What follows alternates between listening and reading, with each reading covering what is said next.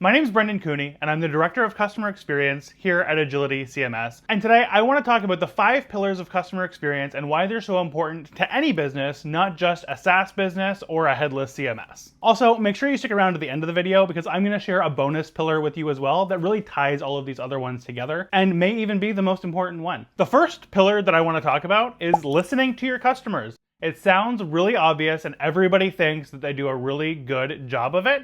But not everybody does. It's not easy to sit down and have conversations with as many of your customers as you can and hear their feedback, whether good or bad. The only bad type of feedback is no feedback at all. Hearing their feedback and listening to your customers doesn't mean implementing every piece of feedback you get, but it does mean paying attention to the things that they're saying and seeing what the trends are over time with different customers that you talk to, then using that information to help drive decisions and changes that you make in your business and in your product. It's also incredibly important to loop back with your customers after you talk to them.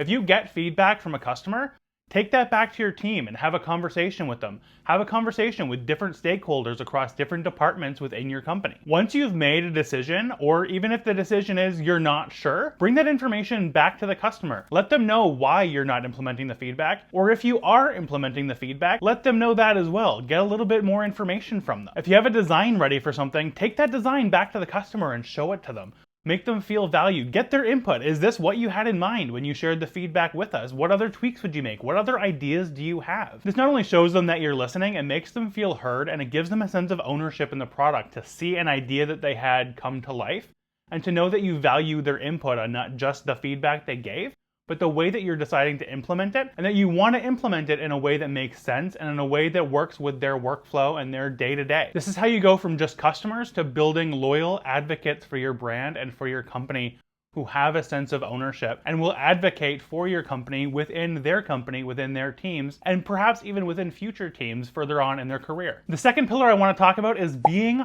authentic. So many brands put so much time and energy and money into building this buttoned up professional image and voice. Customers don't want to talk to a brand. They want to talk to a person. They want to know who's on the other side of the screen. They want to form an actual connection with the person that they're talking to, and they want it to feel genuine. Often brands try to feel genuine or authentic while being a brand, and it comes off as cringy and disconnected, and that's not what a customer is going to connect with. In emails, on social media, it's okay to make a spelling mistake because you're a person and you're talking to other people. It's natural to make a mistake and follow up and correct it. It adds authenticity. It's okay to post a life update on LinkedIn or post a picture of your pet on LinkedIn. It shows the other people in your network who you are and that you're not just this persona, this businessy corporate persona that you've created on LinkedIn, that you're an actual person. People want to work with actual people, and people want to connect to actual people, not this fake image that you've decided to create for your LinkedIn profile. Let people connect not just with you, but with your team. Even if they're not customer facing, which we'll also talk a little bit about, it's important. Put more faces and personalities from your company on the screen, on calls with customers, on your LinkedIn, on your website. Let people know who you are. The third pillar or rule or ideal is that everybody on your team, and I'm not just talking about your customer experience team, every person should be customer focused and should be customer facing in some capacity. Your developers and dev team are going to build better products if they talk to the customer and they understand why they're building what they're building. Let them understand that customer story. Let them talk to actual customers and get feedback directly from the source. It's going to improve the work that they put out and the features that are built for your product 10 times over. Same goes for marketing. Let your marketing team talk to customers. What better way to know how to communicate to your customers and how to get their attention than by speaking to them? Even at the senior leadership or executive level, everyone should be talking to customers in some capacity, understanding what the customer's wants and needs are, and bringing that back into their day-to-day workflow, day-to-day life, and their regular decision-making within their roles. That brings us to our next pillar or ideal, which is get to know your customers, right? You want to be authentic so that customers can get to know you, but you also need to get to know them. Have more conversations with them. Build trust, build relationships, get to know their pets' names. What are their favorite things?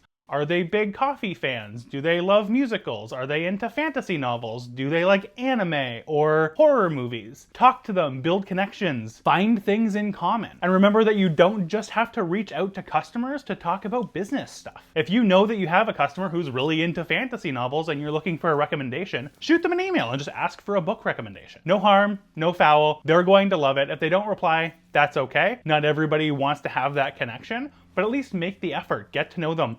Remember important dates and reach out to them with congratulations. Follow up with them. If they shared a life update with you that's coming up in the near future, you can reach out to them at some point and just ask them how it went. And that brings us to the last pillar or ideal, which is to build trust.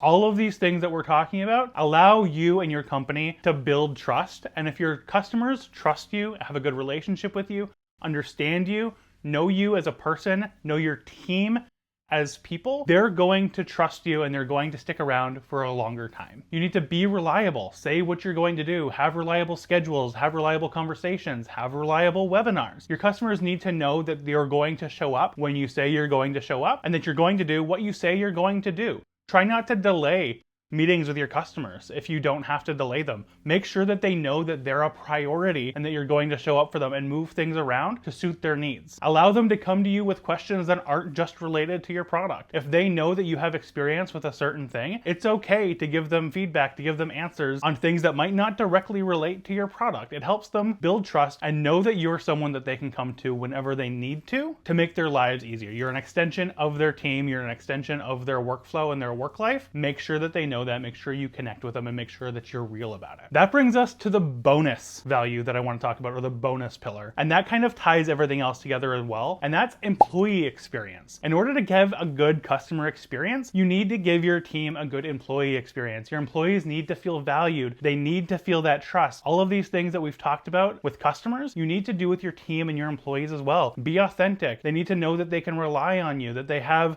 a career and a future with the company, that they're taken care of, their needs are met, so they can show up stress-free, have trust and value and ownership in the product, the company, and the team.